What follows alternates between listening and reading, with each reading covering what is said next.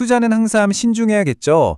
본 영상은 여러분의 투자 판단을 돕기 위한 참고 자료이며 모든 투자의 최종 책임은 투자자 본인에게 있다는 점 꼭 기억해 주세요. 특정 종목 추천이 아니라는 것도요. 2026년 모두가 AI 반도체만 외칠 때 진짜 돈이 이 평범한 돌멩이에서 터져 나온다면 믿으시겠어요? AI라는 이 거대한 두뇌를 움직이는 건요, 실리콘이 아니라 바로 이 원자재입니다. 오늘은 AI 시대의 진짜 물리적 금을 한번 캐보겠습니다. 저희 채널 아껴주시는 구독자분들 정말 늘 감사합니다. 댓글로 AI 시대의 가장 큰 걸림돌, 병목 현상이 뭐라고 생각하시는지 여러분의 날카로운 인사이트를 한번 나눠주시죠.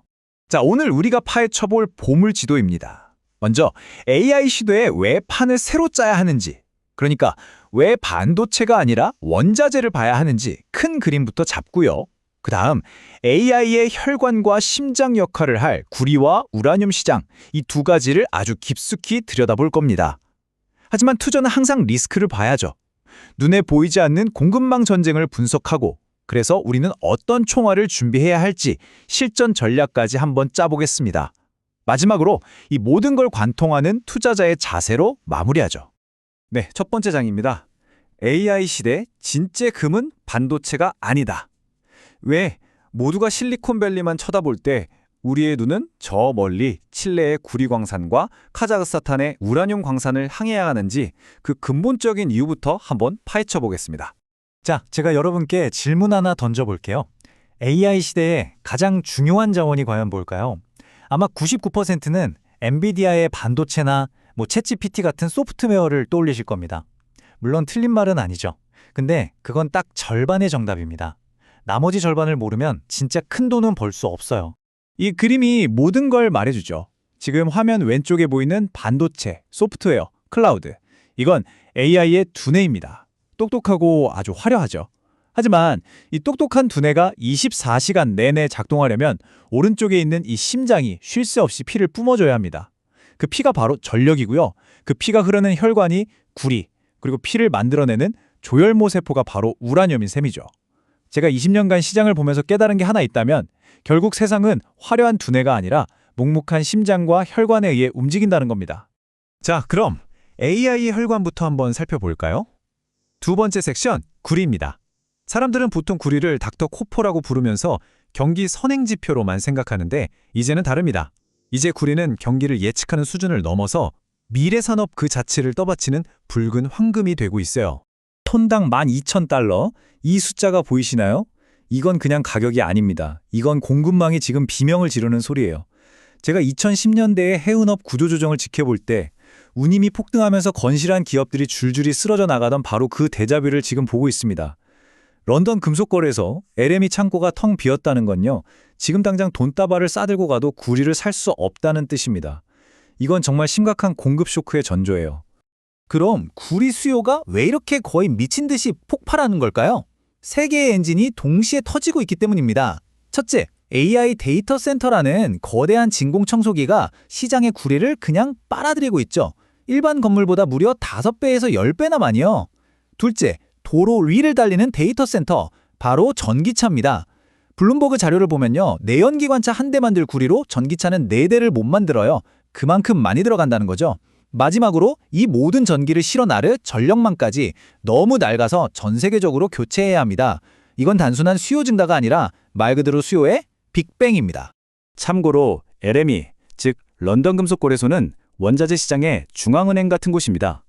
이곳의 재고량은 시중의 현금 유동성과 같아요. 그런데 앞서 말씀드렸듯이 지금 그 금고가 역사상 최저 수준으로 비어있다는 겁니다. 중앙은행에 돈이 없다는 소리나 마찬가지죠. 언제든 금융위기 같은 구리 대란이 터질 수 있다는 아주 강력한 경고 시그널입니다.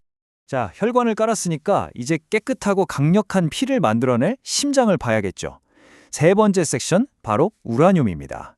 10년 넘게 깊은 잠에 빠져 있던 거인이 드디어 깨어났습니다. AI라는 잠들지 않는 괴물에게 24시간 365일 무탄소 전력을 공급할 수 있는 거의 유일한 심장이라고 할 수 있죠. 파운드당 150달러. 2007년 고점 바로 아래까지 치고 올라왔습니다. 제 20년 투자 경험상 우라늄처럼 이렇게 10년 넘게 시장에서 완전히 잊혔던 원자재가 한번 깨어나면 이건 단기 테마로 끝나지 않아요. 후쿠시마 사태 이후에 억눌려왔던 원자력 발전의 시대가 AI 때문에 강제로 다시 열리는 거대한 패러다임의 전환인 겁니다. 이건 단순한 가격 상승이 아니라 역사의 흐름이 바뀌는 신호탄이에요. 그리고 이 타임라인이 문제의 핵심을 아주 잔인하게 보여줍니다. 화면 왼쪽을 보세요. 빅테크 기업들은 지금 당장 전력이 필요하다고 아우성입니다. 그런데 오른쪽을 좀 보세요. 새로운 광산을 찾아서 실제 우라늄을 캐내려면 최소 15년이 걸립니다. 수요는 KTX인데 공급은 거북이 거름인 셈이죠.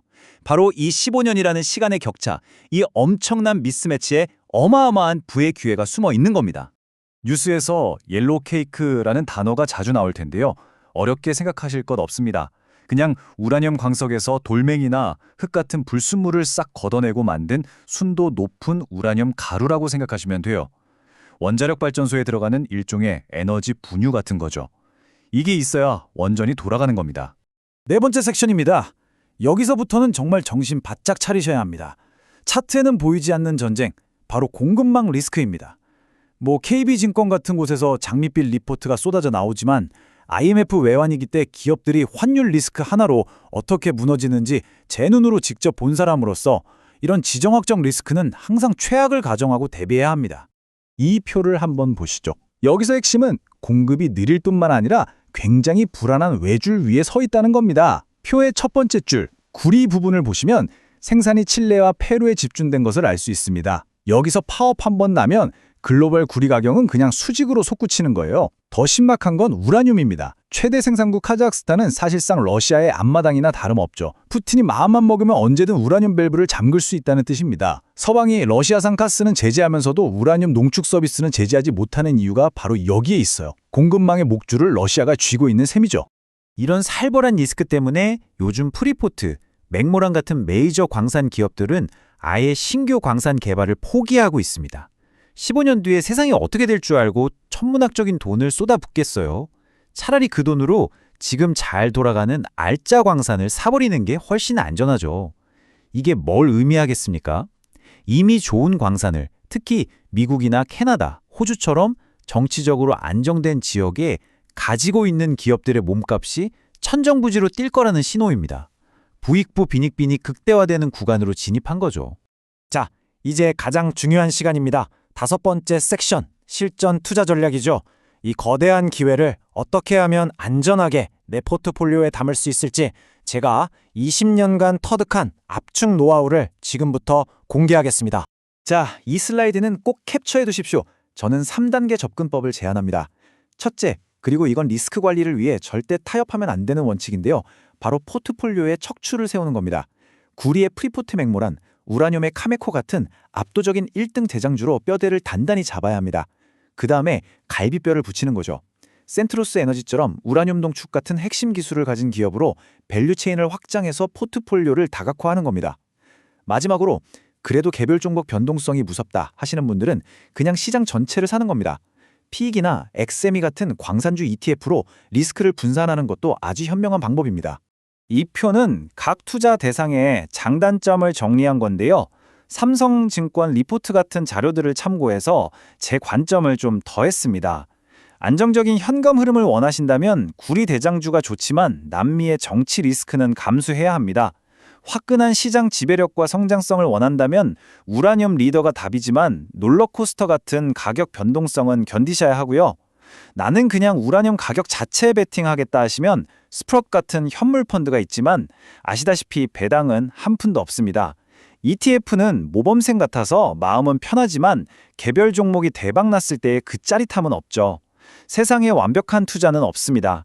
각자 자신의 그릇에 맞는 최적의 조합을 찾는 게 진짜 실력입니다. 이제 마지막 섹션이네요. 기술적인 분석을 넘어서 이 거대한 변화의 파도 위에서 우리 투자자는 어떤 자세로 서 있어야 하는지 구조적인 성장을 꿰뚫어보는 마음의 눈에 대해서 이야기해 보겠습니다. 이 세 가지 원칙은 오늘 이야기의 결론이니까 꼭 가슴에 새기셨으면 합니다. 첫째, 장기적인 관점. 원자재 투자는 단타가 아닙니다. 최소 5년, 길게는 10년을 보고 심는 nom사라고 생각하셔야 해요. 둘째, 포트폴리오 다각화. 구리와 우라늄에 몰빵하지 마시고 기존에 가지고 계신 기술주나 에너지주와 잘 섞어서 리스크를 분산해야 합니다. 마지막으로 가장 중요한 리스크인지 매일 HTS 켜고 가격 등락에 일희일비하지 마세요. 그건 슬롯머신 도박이지 투자가 아닙니다. 우리가 진짜 주시해야 할 것은 단기 가격이 아니라 칠레 광산에서 파업 뉴스가 나오는지, 러시아가 우라늄 수출을 통제하는지 같은 공급망 리스크예요. 나무의 잔가지가 흔들리는 걸 보지 말고 숲 전체에 불이 붙고 있는지를 감시해야 합니다. 시장은 숫자가 아니라 사람의 심리와 물리적 현실이 만나는 곳입니다. 이 말을 꼭 기억하십시오. 결국 아무리 똑똑한 AI라도 이 단순한 구리선 하나가 없으면 작동할 수 없다는 이 물리적 현실이 모든 것을 지배합니다. 우리 투자자들도 항상 이렇게 현실의 발을 굳게 딛고 있어야 합니다. 결국 시장은 생존의 무대죠. 현명한 선택이 관건이네요. 오늘 내용이 여러분의 투자 세계를 이해하는 데 도움이 되셨다면 주식으로 세상을 이해하기 채널 구독과 좋아요로 응원 부탁드립니다. 다음 분석에서 더 깊이 있는 인사이트로 찾아뵙겠습니다. 지금까지 주식으로 세상을 이해하기였습니다.